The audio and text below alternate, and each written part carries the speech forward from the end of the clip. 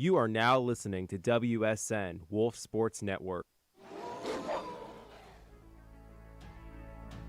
Live from Carrollton, Georgia, this is Sports Pack.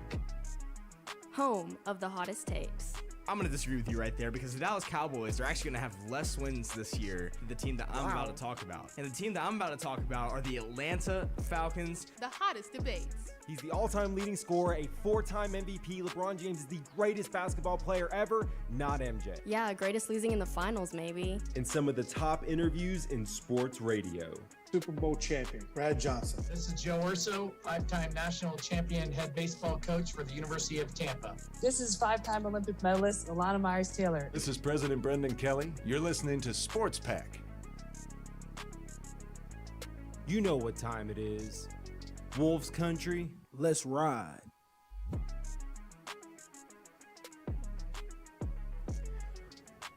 It's a beautiful Thursday night in Carrollton, Georgia. Can I get a drum roll?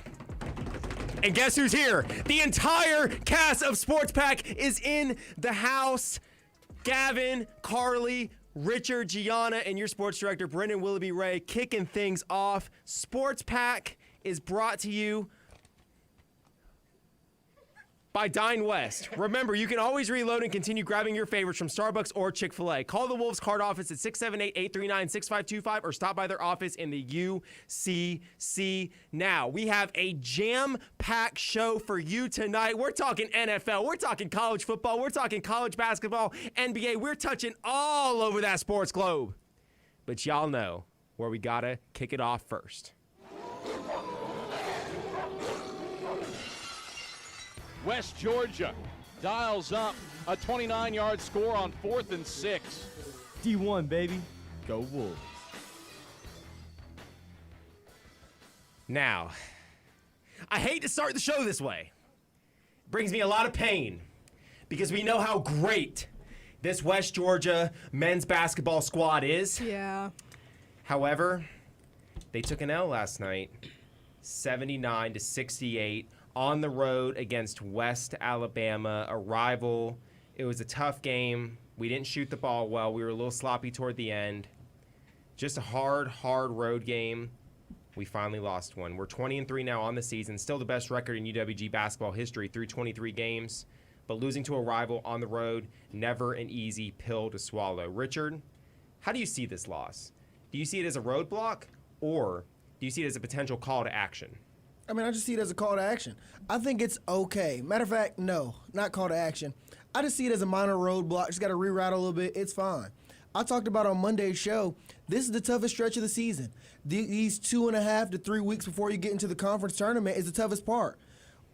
I mean, 3 straight road games in the latter half of the season while you're also getting ready for conference play. Your team is naturally going to get excited because you're 19-2, but you have 3 straight road games. That is a very rough road stretch, like I said, going into tournament season. I mean, you're bound to slip up at some point. I'm just glad it happened now and didn't happen towards the end of at the very end of the season or in the tournament. I feel like this is just a game, okay, they had a 3-game road stretch. They dropped the last one. It's all right. Rebuild. This is a team you beat by 20-some points earlier this season. It's okay. Slip-ups happen. Now it's just time to – that's just a quick little reminder, pinch you a little bit, shows you, okay, man, that hurt a little bit. I guess we're not invincible. We're not Superman. But guess what? Let's go ahead and crank it up to 100. Use this loss as fuel to keep pushing. Push through the last few games of this season. Huge game this weekend against Alabama and Huntsville. Big last weekend before conference play starts. It's time to crank the dial up to 11 and really make this deep run. Yeah, it is kind of unfortunate that it's happened towards the end of the season, but I think it's okay. I mean, like we've been saying all season, this is a historic basketball team, so we are going to be fine. I mean, it's only our 3rd loss in the entire season, so I mean, putting that into perspective, it's like, okay, this is no big deal. But however, it was our first loss in over 10 games, so that's an end of a streak. But it's all right. We can pick it back up this weekend. Yeah, and we've got 3 losses, like you said, and one of those losses came from the team that we're playing this Saturday, like you mentioned, Richard, Alabama and Huntsville. They're 15-8, 13-6 in their conference. They barely lost to Nova Southeastern, which was the squad that took us out in the tournament last year. So, you know, this is a very good team, right? They beat us before, like I said. I think that the loss came at the right time. I'm glad we didn't lose to these guys twice, for the whole season, because we only play them twice during the whole season. So I think if the loss were to happen, it should have been now, like Richard was saying. You know, it puts lights a little fire under our guys again. Just reminds them, hey, you're not perfect. You're not unbeatable. You're still a team that has a couple weaknesses that you just need to kind of iron out, right? So I think we'll be just fine. I think Saturday's gonna be a great environment. I think a lot of people are gonna show up. I think it's gonna be exactly what the guys need, a little pick me up again after that loss. They're probably gonna get the win. You know, pray to the Lord for it. Fingers crossed. We're gonna get the win, and we'll be moving on to the tournament. I'm not too worried about it. I think that this probably was a chance for a lot of the guys that was riding the high of the season so far to kind of just take a step back and say, okay, it's time to put some more work in. So I'm not too worried about it. Honestly, I'm not worried. I think it's a great thing we lost. I think losing regular season games, meaningless regular season games, can pay dividends down the road. I mean, look, Zadi dropped 18, Cam dropped 20. Our stars are starring. We know that.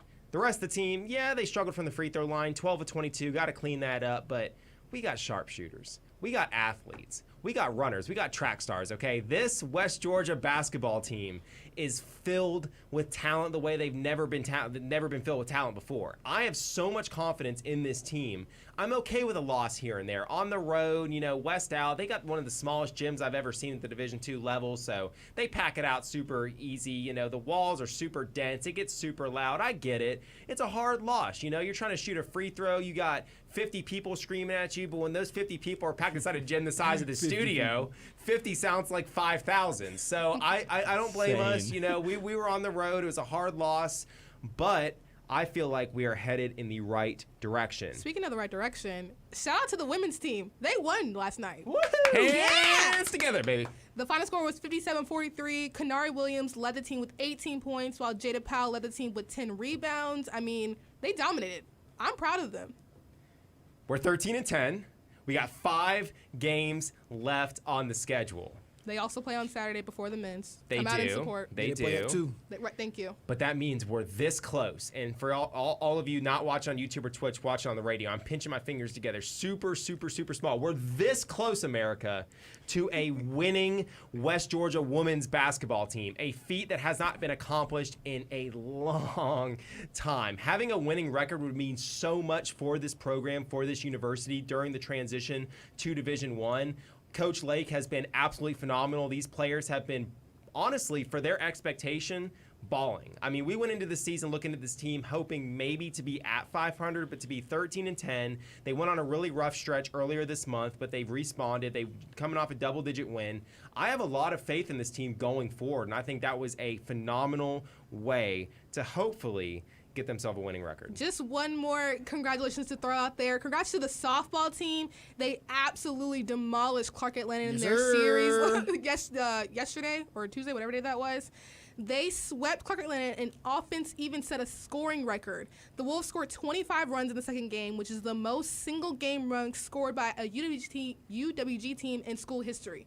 So not just a softball record, a school record. Awesome. Like, that's absolutely crazy. And that's what, real quick, that's what kind of we were talking about. A lot of these programs, and we mentioned it at the very beginning of the year with the football team, with the move to D1, you had to be able to showcase your team, right? Showcase your coaching abilities, showcase your player development skills, right? And I think that the team so far, baseball, kind of off to a, here and there rough patch start, but I think they'll be just fine. But softball showing, hey, we've got what it takes. We're scoring a lot of runs. We're dominating the game. So it's on the up right now for a lot of UWG athletic programs, and I couldn't be more excited to be here. One last thing I have to say, our men's baseball team started off winning 3 straight games. They've lost 4 in a row. I still believe in this team. I believe in their talent. They have to pick it up on the road this Saturday at Christian Brothers. Hope they can do it. But this Saturday, even more importantly, because it's at home, your West Georgia Wolves men's and women's teams are going to be at the Coliseum facing off against University of Alabama Huntsville in basketball. It's family, parents weekend. Everyone's going to be there. Gym's going to be packed out. Make sure whether you're a family member, whether you're a student, whether you're a fan, whether you're just a listener casually listening in the Metro Atlanta area, come to Carrollton, support the West Georgia Wolves, and see history in action. Now, the college students who are going to be at the game, they're going to be having a great time. But hopefully that great time isn't mucked up by alcohol, okay? Because college students who binge drank alcohol at least 3 times per week were roughly 6 times more likely to perform poorly on a test or project as a result of drinking. That is why Printers Ale has joined Wolf Radio and Wolf Sports Network's Drink Responsibly campaign to remind students drinking should be done responsibly and in an environment that discourages overindulging. Faculty won't take hangovers as excuses. In the NFL, only one thing matters: chasing a dynasty. The dust has settled from Super Bowl 58. The Chiefs are champs, the 49ers are home, and the NFL draft season has officially kicked off. Now, all eyes are on Chicago, who holds the #1 overall pick. Almost every mock draft under the sun right now has them selecting USC quarterback Caleb Williams, the 2022 Heisman winner. We all know a superstar. Some are calling a generational prospect, although some here disagree, a la Gavin. There's another quarterback currently on that Chicago Bears roster, one Justin Fields, a first-round pick from 2021, and right now, he's the odds-on favorite to land with the Pittsburgh Steelers next year. The Bears are actually second in odds to keep him. The Falcons are third in odds, and there are other teams like the Broncos, the Raiders. There's a whole lot of teams right now in the mix for Justin Fields. Richard, I'm going to throw it to you first. How do you see this Bears quarterback situation unfolding? Do they go Caleb Williams, trade Justin Fields? Do they keep Justin Fields and draft Caleb Williams? Or do they keep Justin Fields, draft Marvin Harrison Jr., and try to build the offense? Yeah, so some new news has been coming out that the Bears front office pretty much said if they're going to trade away this #1 overall pick, they're going to need a historic haul from whichever team is interested. And let me tell you, even though Marvin Harrison Jr. is a transcendent wide receiver talent and arguably one of the best we've seen in years, I don't think they'd be requesting so much to trade that #1 spot for a wide receiver. I think they are all in on Caleb Williams. So when I look at that, I think they're going to get Caleb Williams first overall. I think Justin Fields will be traded 9 times out of 10 to the Atlanta Falcons. I think it makes the most sense. Bring the hometown boy home. The Falcons are under a new regime with Raheem Morris, but they have a good young core. They have Bijan Robinson. They have Drake London. They still have Kyle Pitts, who hasn't been able to tap into his full potential yet. Even though he's already had an 1,000-yard season, people are starting to bail on him. But there is still hope for Kyle Pitts. He is still extremely talented. I feel like if you bring Justin Fields into this system, it's obviously going to be a run-heavy system with Bijan Robinson. And Tyler Algier is a very good running back #2 who could be a running back 1 all around the league. He was the Falcons running back 1 before last season with Bijan. And if you put Justin Fields into this team, that automatically takes his offense to the next level. I'm not saying Justin Fields is a top 10 quarterback, but I'm not listening to any arguments that saying he's below top 15. What he can do with his arm, the way he's developed each and every single season, what he can also do with his legs, he's the most dynamic runner in the NFL outside of Lamar Jackson from the quarterback position. And his passing ability has gotten better and better season by season. And then, so I think he'd be the perfect fit for the Atlanta Falcons. If I was a betting man, I'd bet that he would land on the Falcons. But the #2 team, I'd say, is the Oakland Raiders. The Oakland Raiders have everything there. They're just missing quarterback. They have Aiden O'Connell there right now. I think you plug Justin Fields into there with Jacoby Myers. You find a way to keep Josh Jacobs. You still have Devontae Adams. The defense isn't bad. It's serviceable. They can get a few pieces in the second and third round and kind of bolster up that defense. So I would say Atlanta Falcons #1 to get Justin Fields, the Oakland Raiders 2, and a team like the Pittsburgh Steelers 3. And if I had to throw in a quick little wild card, I'd say maybe the Minnesota Vikings at 4th. See, here's the way I look at this situation, right? The Bears don't have a whole lot of leverage as far as Justin Fields is concerned because they're sitting at #1. They're going to take Caleb Williams #1 unless they opted for Drake May or Jaden Daniels. Drake May is more likely than Jaden Daniels, but even so, that's probably a 5% chance to the 95% chance they take Caleb Williams. I just don't really see it happening. So let's look at the situation. Bears draft Caleb Williams, right? We all assume Justin Fields is already off the roster by then because drafting Caleb Williams while Justin Fields is on the team, we saw that floated around the media the other day. That's super messy. It sends a bad message to Caleb Williams, sends a bad message to Justin Fields. Really just looks bad in front of the entire league, like you don't know what you're doing. Right. So Justin Fields is likely going to be off that roster within the next month as teams are prepping for the draft. I think he probably goes for less than people expect. I could see maybe like a 3rd and a 4th rounder. I could see a couple thirds, a 3rd and a 5th. I've been thinking a 2nd and a 3rd. So what I'm looking at is teams that are willing to give up the draft capital, because you would look 3rd and 5th and say, oh, that's nothing. But to a team like Pittsburgh, to a team like the Broncos, to a team like the Vikings that have a few holes they need to plug, a few, position groups like corner, line, they need to plug in young talent, they might look at Justin Fields and say, is it worth getting a guy, even though he's this talented, that we're going to have to give a huge contract if he works out in 2 years, and we can get our guy in the draft potentially, trade up in the second round. Say you don't have a second round pick, you're like Denver. Trade up in the second round, get a Bo Nix, a Michael Penix Jr., that might make sense. If you're Pittsburgh, you have Kenny Pickett still. I know everyone's down on him, but, he was your first round pick 2 years ago. He can still, potentially somehow work out. You can bring in a Ryan Tannehill for a cheap option. You can bring in Mac Jones, who obviously would be up for the same contract as Justin Fields. But right now, Mac Jones is looking like a journeyman. So he comes in, he has to prove himself. You get a Justin Fields, there's an expectation there that you're going to have to give him the keys to the franchise. So I feel like a team like Atlanta obviously makes the most sense, because if you're Atlanta, you have the 8th overall pick. You can get a top flight prospect. You get a wide receiver, you get a Dallas Turner, whatever. You go out, you bet the house that we already have enough on offense. We get, like I said, a generational edge rusher or wide receiver too. The only offensive hole you really need to plug is you got a great wide receiver, you got a great running back tandem, you got a great tight end, you got a good offensive line. Yeah. You give up a few mid-round picks, go get your guy in Justin Fields and say, we're going to try to win this division, win the Super Bowl. I'm not saying Atlanta would be a contender with Justin Fields, but I'm saying that's like their way of going all in. That's the way of going all in, because the thing is that division is extremely winnable. It is. And that kind of shifts the conversation toward the Falcons, Gavin, Gianna. Looking at this team's needs, who do you want to see behind center next year under Raheem Morris? Okay, well, you mentioned under Raheem Morris. I look at Raheem Morris and I think about the culture that he's bringing with him, right? I think about the difference in Arthur Smith's way of playing this game, the difference in how Arthur Smith wanted to call the game, and the culture was different, right?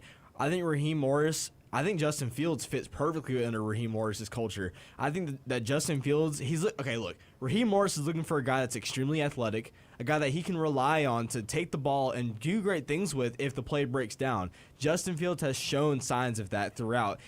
He hasn't had help in Chicago when it comes to development, right? Chicago does a terrible job developing quarterbacks, so I feel bad for Caleb Williams if he goes there. But Justin Fields goes to Atlanta, and all of a sudden that new offensive coordinator that we just got, it's going to instantly plug him into this new system. Raheem Morris is going to love the fit for Justin Fields. I think that Justin Fields is exactly the guy that Atlanta needs, because you think about it, right? You've got that great running back duo, like you said, between Bijan, between Tyler Algier.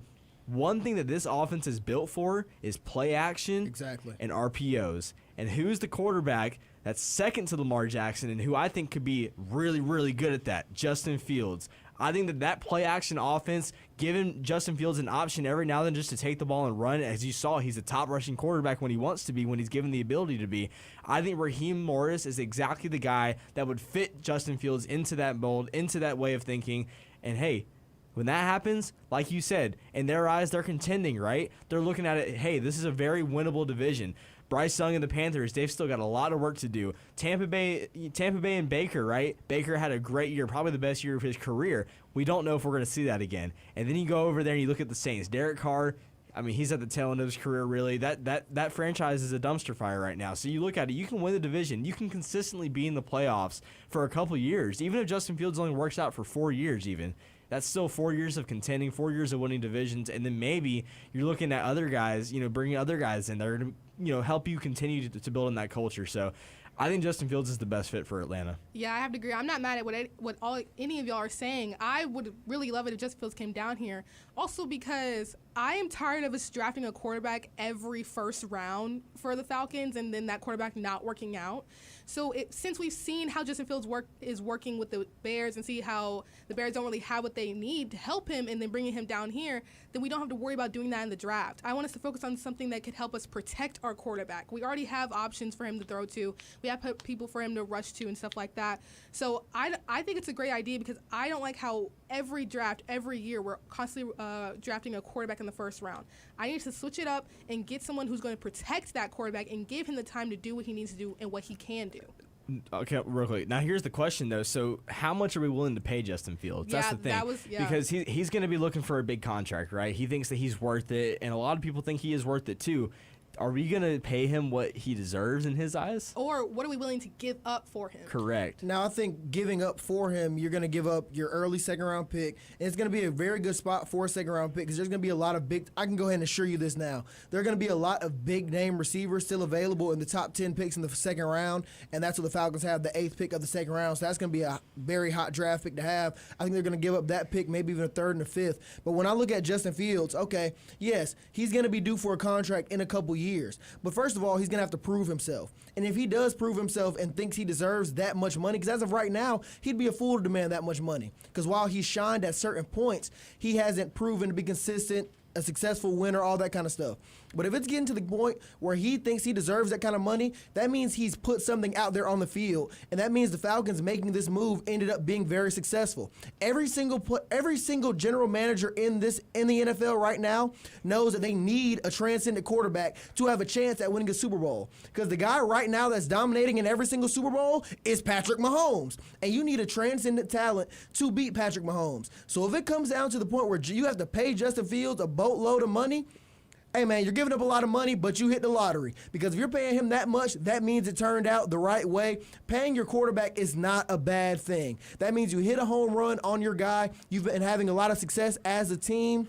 I see nothing wrong with having to pay Justin Fields. I don't see paying him as a chore. I think paying him it's a blessing to be able to pay a quarterback that much money. Because that means you finally hit a home run. You got your long-term guy. So I don't mind paying him at all. Now, there's a certain free agent out there that's a Hall of Fame level player and was rumored to be interested in the Atlanta Falcons when Bill Belichick's name was in the mix for head coach. That's one Kirk Cousins. Now, Raheem Morris is a glue guy.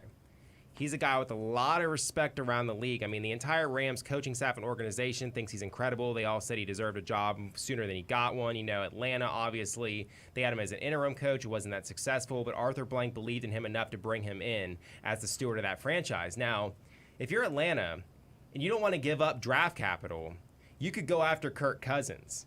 Then in turn, I know it's interdivision, so a lot of people would be against it. It probably wouldn't happen. But if you're Minnesota, you let Kirk Cousins walk. Maybe you call Chicago and say, hey, we got a few 4th rounders this year. We got a 3rd next year. Maybe we can work something out for Justin Fields, because we look at Justin Fields. Yes, he's a Chicago Bear. Yes, he's played in, a good amount of games, but I feel like he hasn't been entrenched enough as a Bear where it would be blasphemous to see him within the same division. I feel like something could work out where if Kirk Cousins does in fact leave, the Vikings emerge as a team that's aggressive. If they don't trade up in the top 3 in the draft and go get, say, a Jaden Daniels or a Drake May, if they want to give up left draft capital, they call Chicago, get Justin Fields, and perhaps Atlanta looks into Kirk Cousins, getting him for, say, a 2-year, maybe what, $50 million deal, something like that, like paying him a little bit less than you have to pay Justin Fields over 5 years, bringing in a franchise guy, a top 10 guy, and trying to win a Super Bowl with a quarterback we all agree is better than Justin Fields right now. Here's my issue with that, right? Kirk Cousins just came off probably one of the worst injuries you could ever have as an athlete, ever, right? And he was playing at a very high level before that, yes, but there's so much unknown now, and it's a different type of unknown with Justin Fields. With Justin Fields, it's unknown whether or not he'll live up to the potential that he came in having, right? With Kirk Cousins, we know what we're going to get. We're going to get very good quarterback play for the most part, but who knows if he's going to get hurt again? Who knows if this injury set him back? He was already kind of inching towards the tail end of his career regardless. So I look at that. Why would I want to pay him that much when I don't know if he'll ever be able to get to the point that he was at, before he got hurt?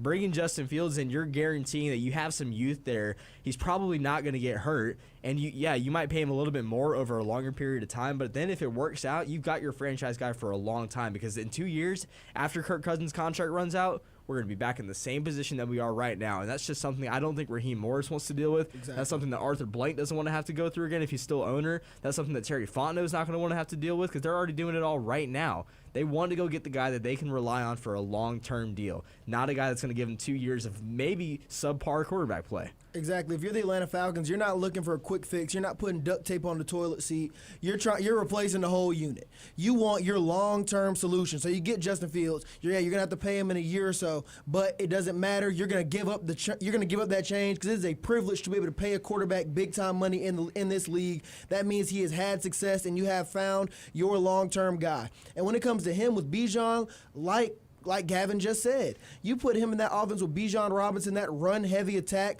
It's so versatile. The play action is going to be ridiculous. Then when plays fall apart, designed runs for one, then when the plays fall apart, we know Justin Fields is second to nobody but Lamar Jackson when it comes to improvising as a quarterback.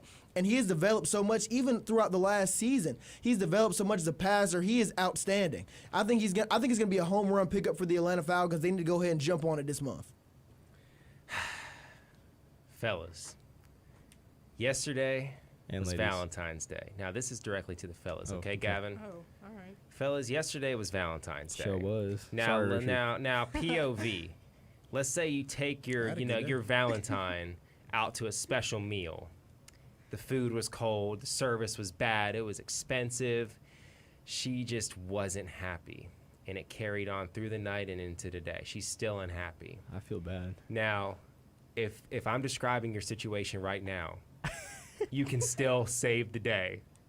You can take her to Jefferson's in Carrollton, where the boneless wings are served up hot and fresh daily with 20 different sauce options. The joint you took her to last night had 18. Well, guess what? Jefferson's is coming different. Run, do not walk to Jefferson's in Carrollton to get yours. Located at 342 Maple Street. Visit their website at jeffersons.com or follow them on Instagram at Jeffersons_Carrollton. When we get back, the Heat are hot, the Hawks are not, and do the Bucks actually suck? You're listening to Wolf Sports Network. This is Super Bowl champion quarterback Brad Johnson, and you're listening to Sports Pack on the Wolf Sports Network.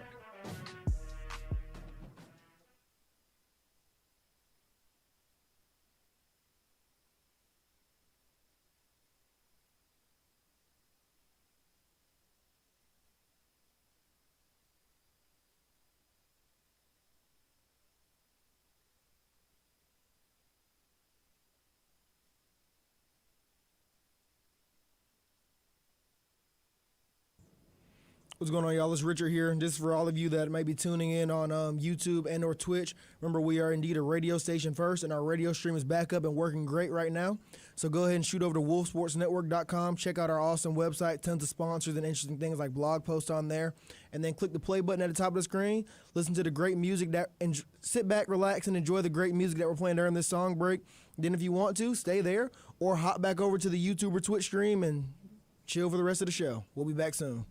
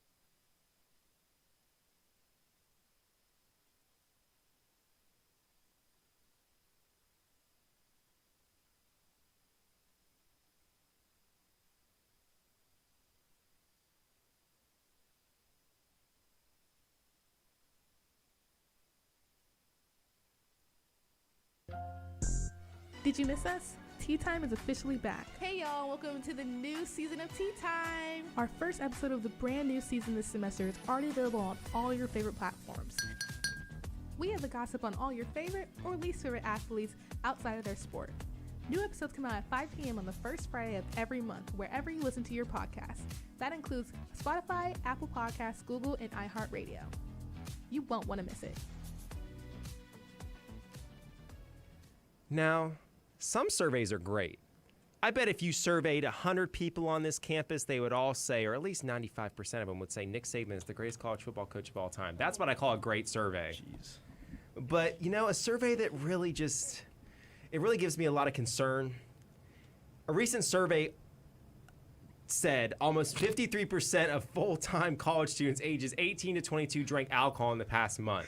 That is why Printers Dealers joined Wolf. Yeah, you guys are making me laugh.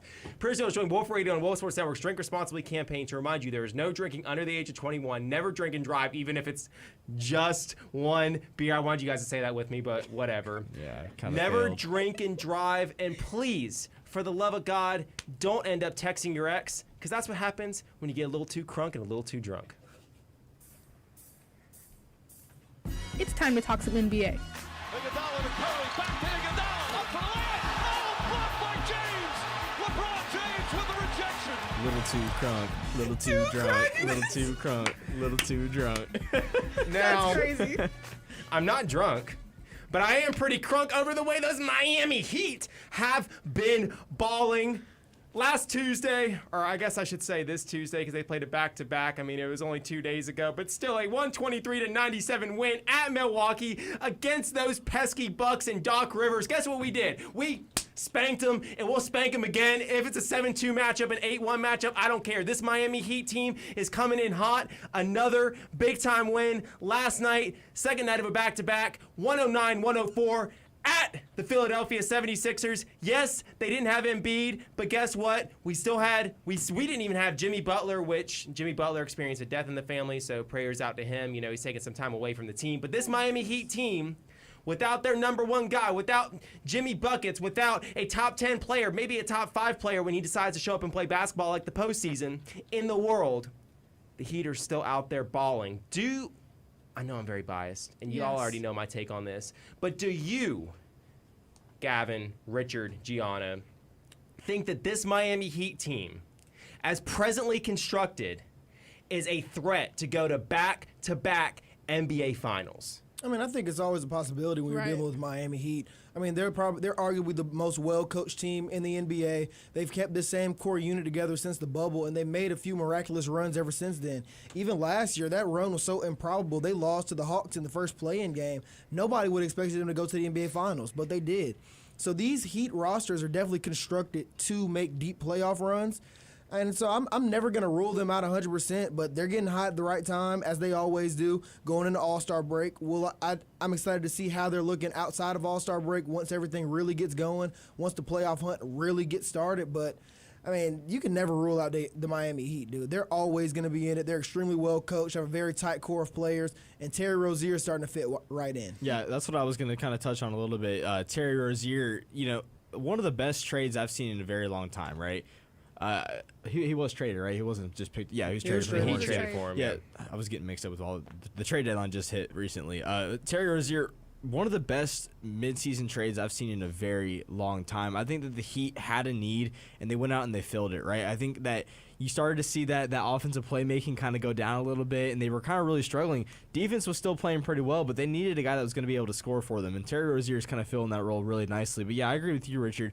Miami Heat, they're always going to compete, right? I agree. One of the best coached teams in the NBA, and I think that the ownership knows how to put together a roster that can just flat out ball, flat out win when they need to, right? So, whenever Jimmy Butler gets back, whenever he's feeling up to it, whenever he's feeling a little bit better, I think that this team's really going to turn into something special. And I hate to say it, but I would be on the lookout for the Heat to make another deep run because you really cannot count Jimmy Butler out in the playoffs. No, yeah, I feel like no matter who's on this roster for this Miami Heat team for the past couple of seasons, they might do kind of so-so during the regular season. They might kind of drop down in the rankings, but as soon as postseason hits, they're like a completely different team. They're dominating everyone they play. They're very successful in the postseason. We've said this before.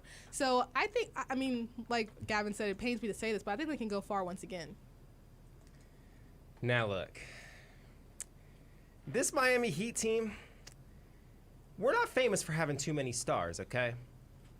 Jimmy Butler, Bam Adebayo, yes, all-star level players. Bam, Tyler the only Hero. all-star we have. Oh, Tyler Hero, I love Tyler Hero, but he's not all-star caliber quite yet. He's a very, very good player. You said he was a couple weeks ago. You anyway. say it like all the time. Anyway. Well, he's one of my favorite players. You know, I got to hype him up. But lately, Tyler, you know, you got to step it up. You got to get to that all-star level. But guess what? You're still young. You're still the young goat. You're still the baby goat. You're okay. All right.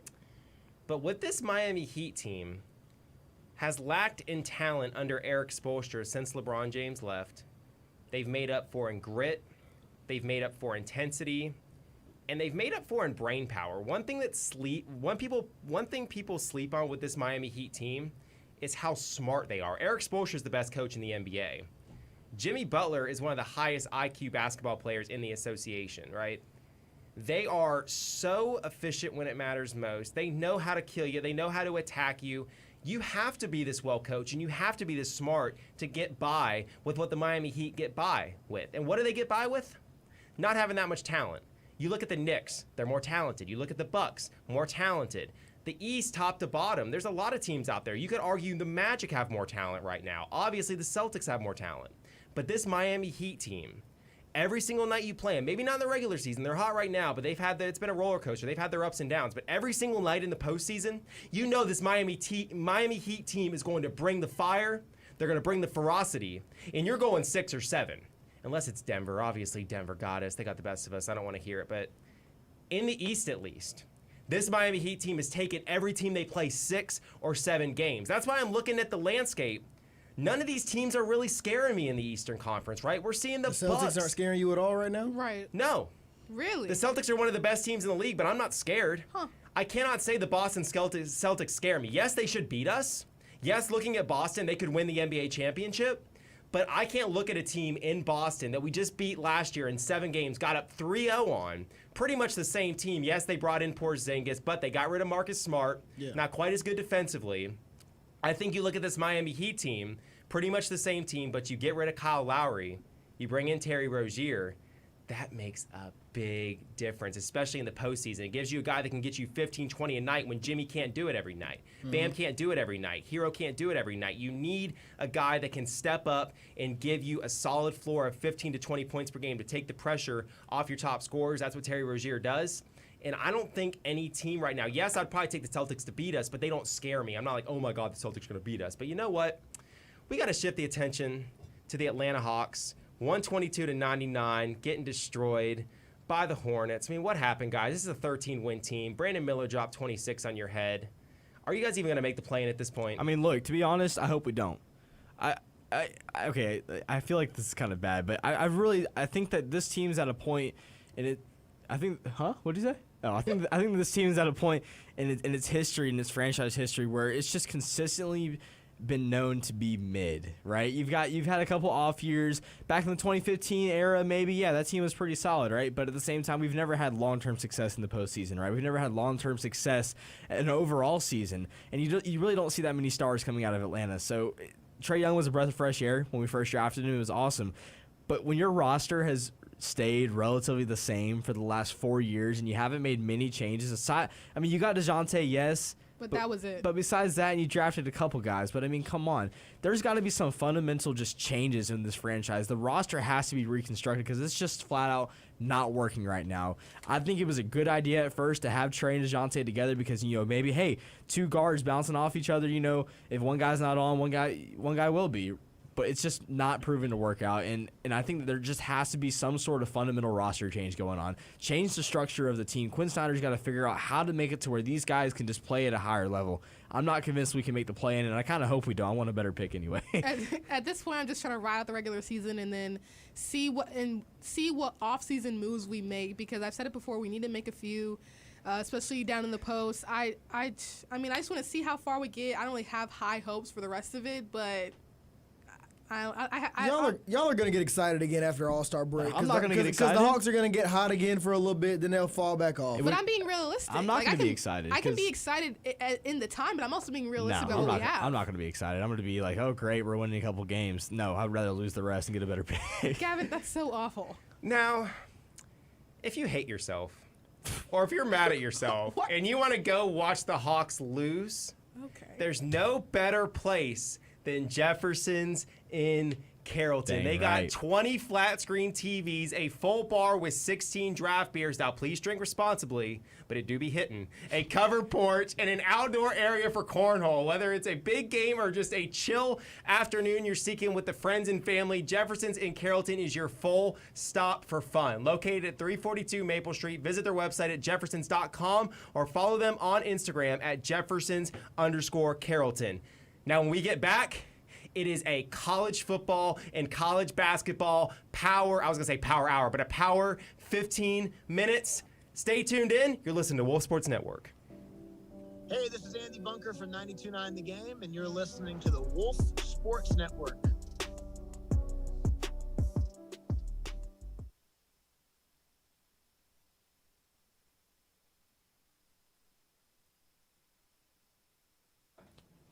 What's going on, y'all? It's Richard. Once again, just another quick reminder. We're a radio station first, so we're currently in our song break right now. So go ahead and go to wolfsportsnetwork.com, hit the play button at the top of the screen, and listen to our song break. And then, once the song break's over, either stay there, because it still counts, you still listen to the show, or hop back over to YouTube, look at my beautiful face as we talk about college football and college basketball. You know, the rest of my colleagues are also beautiful, but, you know, some stars shine a little brighter than Don't the let other them ones. flatter you. And then, you know, go ahead and also hit the subscribe button, send out the show if you haven't already. Even if you're listening on radio, go ahead and send out the show, hit the subscribe button on YouTube, give us a follow on Instagram. We'll be back soon. We got that new Beyonce on.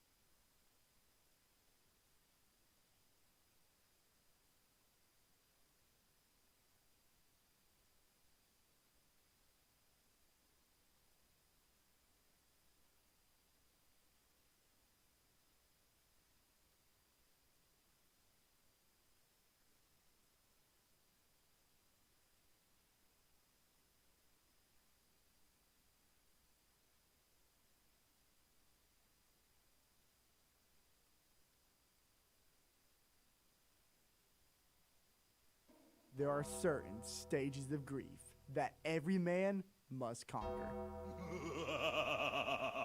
Denial. You know the 49ers are more equipped for a Super Bowl, You right? know they're not. Anger. Joel B. Lilly dominates Luke can do it all. Talk. Depression. We can't rebound. We can't play defense. I am done watching the Hawks this year. Here on Twin Picks, we tackle all the emotions. So tune in to Sports Out of Pocket every Wednesday at 5 on Wolf Sports Network. It's your bestie, Dine Westy. Please just bless me with that Dine Westy. It's going to get messy when I chow down on that delicious Dine Westy. Follow them on Instagram at UWG_Dine_West and keep up on dining hall hours and retail hours. Never get caught missing good food or closings when you're hungry because Dine West is the place to be. Hey, let's go get in here! Get in here right now! Get in here! Hey, we got 30 minutes for the rest of our lives! 30 minutes for the rest of our lives! You had the perfect opportunity to say because Don West is the best. Like it would have been perfect. It would like put a bow on top. It would, but it's okay. It's okay. You said it's the greatest, but you could have said it was the best. It would have flowed a little better. Well, you know. Take some that's rap maybe lessons that's just from me. Richard. Some who? Rap lessons from Richard? Now, why does Richard give out rap lessons? Let's think about that as we talk football.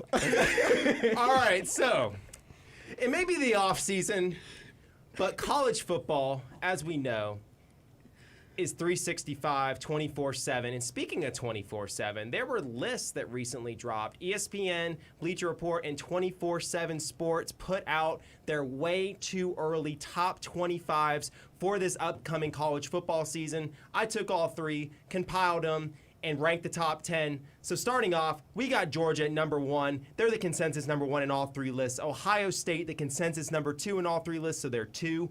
Oregon averages out at number 3, edging out Texas, who's number 4. Ole Miss right now sitting at number 5. Alabama number 6. Notre Dame 7th. Michigan 8th. Missouri 9th. And Penn State 10th. Now, this isn't the official AP. This is just, the way too early preseason polls these different publications are coming out with. They're looking at, transfer portals ended. The dust is settled. Kalen DeBoer's at Alabama.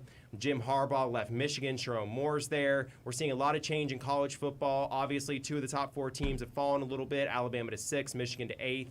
How are we digesting this? Which teams do we think are too high, too low, and which teams do we think might be surprises rising up into that top 10? I think a really big surprise was seeing ESPN's list as Michigan at 13, not even in the top 10 when they just won the national championship. I mean, granted, their coach left, but I think to down them by 12 wasn't fair. So I was a little surprised by that. Yeah, I'm with you on Michigan. I think they're going to be, surprisingly to a lot of people, a very underrated team going through this season. They elevated from within. They didn't really lose many pieces from their championship team that didn't, of course, enter the NFL draft. They still have Donovan Edwards, number 7 at running back, who is a dog. A lot of people sleeping on him because of Blake Corum. But Donovan Edwards is a really good running back. I think going into next year's draft class, Will Johnson, number 2, their top outside corner, I think he's going to be the best corner prospect in that draft class. So they've definitely still got some talent on that Michigan team. They're just going to be a little overlooked because they lost their quarterback, their top running backs and receivers. I mean, they lost a lot and lost some key members of that staff. So I think a lot of people are going to sleep on them, but I think Michigan's still going to be a very good team. I think they'll be solid. I think that having them ranked that far down shouldn't be as big of a surprise. We kind of mentioned some of the reasons why they might have been dropped. Harbaugh's gone. I mean, he was really at the head of that Michigan program for multiple reasons. Yes, he was the head coach, but he brought that culture fit that a lot of guys love playing for. They love being part of that Michigan Big Blue energy. And, I'm nervous because they lost a lot of their playmakers, right? Blake Corum especially. I mean, he was one of the best running backs, if not the best running back in all of college football last year. J.J. McCarthy, you can say what you want about him, but he was a winning quarterback, right? He knew how to win, especially in Harbaugh's system. I mean, they won a national championship, yes, but they lost all those guys. They lost Harbaugh. Yes, they elevated from within, but at the same time, it's very hard for programs to adjust to new coaches the very next year, especially after having that high of a success as winning a national championship. And you got to think about it. The college football world is only getting better, right? every school now you're looking at is elevating to a higher level. You see it all the way trickling down to our level here at West Georgia, right? So you're seeing it as so many teams are getting better, so many programs are getting stronger. I think it's going to be very hard for Michigan to compete against the rest of the top 10, top 8 squads that they were put below. I'm not that surprised seeing Michigan that far down. Maybe if they had Harbaugh still, if their guys went up to the draft and they still had a Harbaugh, I'd see him a little bit higher. Maybe I'd see him in top 5. But I'm not too surprised by this. Now, see, I'm glad you threw in that part about other teams rising up, because my biggest takeaway from this list is other experts are really seeing what's been going through my mind this entire offseason. And that is that Ole Miss is going to be the most dangerous team in college football this season. There's no easy schedules in the SEC anymore, but they have one of the most manageable schedules in the SEC this season to go along with one of the best rosters in the SEC. Everybody already knows it's a Lane Kiffin-led team. Their offense is ridiculous. They lost Quinshon Judkins at running back, but they still have a very deep running back stable. They're loaded at receiver, and they also got Juice Wells, top receiver out of the transfer portal from South Carolina. But to add to this dynamite portal class that they put together, it's been loaded with defensive talent. They got the number 1 overall player, defensive tackle, Walter Nolan, who's projected to be a top 10 pick in next year's draft class. They got a lot of top corners, one being from Alabama, Amos, that really stepped in the second half against Georgia and locked down Brock Bowers on a few plays. Now he was hobbled, but he still filled in very well.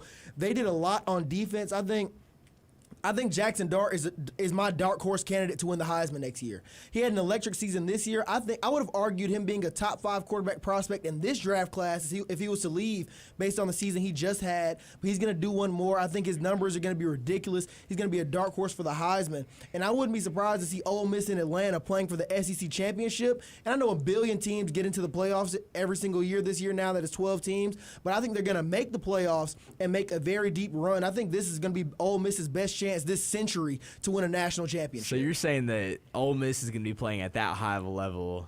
This guy to the right of me, I think has a very different take on this Ole Miss squad. Ole Miss is good. I think they'll win 9 or 10 games. I mean, they can count their blessings. They don't have to play Kalen DeBoer in that Alabama offense. But guess what? They still got to play Texas. They still got to play Georgia. They still got to play at LSU. LSU's a team I think I wouldn't put them in my preseason top 10, but I wouldn't be surprised if they're a playoff team next year. They have a pretty easy schedule for their standards. They play Alabama, Oklahoma, and Ole Miss all at home. The other 9 games extremely winnable.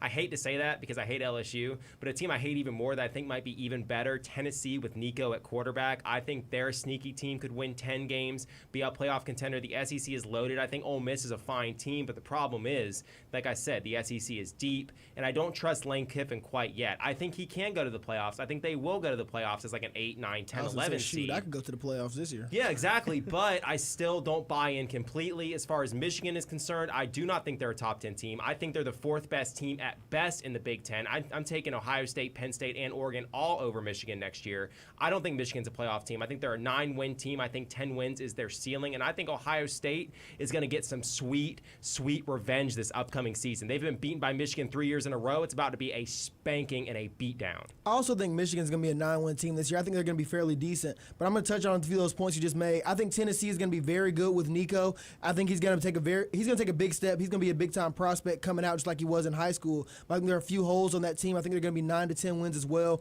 LSU, I don't think they've done enough to fix their issues defensively. Now, no ball has been played. We haven't even seen spring ball. This is all just speculation. But looking just this Ole Miss team passed the eye test. They look outstanding on paper. That offense is going to be legit. We already know how Lane Kiffin is. Their defense already wasn't bad last year, but I think they have made the right personnel moves, brought in the right players, brought in the right defensive minds on that staff to really have a team. This is going to be their best shot. No schedule's easy in this SEC, but I think they have one of the more workable ones for as talented as their team is. Listen, man, Jackson Dart Heisman campaign. It may not be March, but the madness has already begun. Up in time, Clark for the win! Yeah! There's a takeaway and a run on the poster. Dante Scott absolutely throttles the rim. We're going to do something we haven't done in a hot minute for basketball, make some picks. This segment, a huge weekend of college basketball is upon us. A top 5 matchup between where Dwayne Wade went to school, one of the greatest players of all time. The Marquette Golden Eagles on the road against the #1 team in the country, the reigning national champion UConn Huskies. Richard, I know you're incredibly hyped for this matchup. I'm going to kick it to you first. Do you think UConn wins at home, or does Marquette soar in, shock the world, and get the W? This is going to be an extremely good game. I feel like a lot of people have really been sleeping on Marquette. I'm very sure a lot of people haven't even tuned into a Marquette game yet, which is fine. I mean, it's a top 5 matchup. This is the prime time to get into it right before tournament play. This is the time to get into college basketball, watch a lot of these good games. Marquette's an extremely talented team. They are very good offensively. I think Tyler Kolek might just be the best point guard in the entire country. He's playing at a phenomenal level for Marquette, and their entire team is very elite offensively. They aren't any slouches defensively, but I do think this UConn team is going to be a bit much for them. The UConn's balance between offense and defense is really going to shine. I think Marquette's going to find a way to score. They're going to make this a very good game, but I think it's going to come down to rebounding. Marquette is not the best team when it comes to rebounding, and UConn is extremely good. We already know how ferocious they are defensively. They also don't play on the boards either, and I think that is what gives them the edge against Marquette as of right now. I think when they match up a little later, I think they play the game before the last game of the season. It might be a different outcome, of course, because the team's going to play twice. It's always going to be a different outcome. But I think as of right now, UConn's going to dominate on the boards and win by around 8 to 10 points. I think it's still going to be a very good game up until the end, though. I think looking at this matchup, this could be game of the year. It's in the making, right? You know, number 1, number 4 in the entire country, and this might shape up really how a lot of people look at this tournament coming up. You know, what are we looking at with squads that have faced each other in the regular season already? I think the key for UConn to be able to secure the win here is to limit Tyler Kolek's performance, right? I mean, that's Marquette's best guy. He's leading the team in points. He's leading the team in assists, and he's almost leading the team in rebounds. So if UConn can find a way to take away his performance just a little bit, slow him down just a tad bit, they're going to have no issues getting through this Marquette team, in my opinion. And like you mentioned, Marquette does not rebound the ball well at all. They're ranked like 300 and something in the country compared to UConn's 90-something. I think they're like 91st in the country in rebounding. So I think that UConn, if they can out-rebound Marquette and limit Tyler Kolek, I think that UConn's going to have no problem getting the win here. You know, two great teams. UConn has not lost since December 23rd. Okay, they're for real. Marquette, 8 straight wins. They're for real, but not as real as those UConn Huskies. I predict a double-digit win at home, a statement for UConn. Now, our other top 25 matchup we got to get into very quickly. The Auburn Tigers at home facing the Kentucky Wildcats, reeling recently, desperately looking for a W. Rich, you're going to kick this to you first. Who wins and why, Auburn or Kentucky? Gosh, I hate saying this. I was just making fun of Auburn pre-show, giving Carly and them a hard time, but I think Auburn's going to take care of business here. Like you said, Kentucky's reeling. They're on the downward spiral right now. They're really just trying to piece it together, and Auburn's coming off what might be the best win of the year so far. They just beat number 11 South Carolina by 40 points last night. I mean, that's just ridiculous. That's unheard of. Beating a top 15 team in the country by 40 points. That's insane. This Auburn Tigers team is legit. I've been trying to downplay them for a while. I thought my dogs are going to get hot. They obviously didn't. I kind of wanted to take the hoodie off before this segment started, but I forgot. I think Auburn's going to take care of business Saturday. Yeah, I'm going to agree with you on that. Auburn's been getting the job done lately. Like you said, crazy win. I mean, that's really unheard of in today's college basketball world. So, you normally see a lot of close games up to the wire.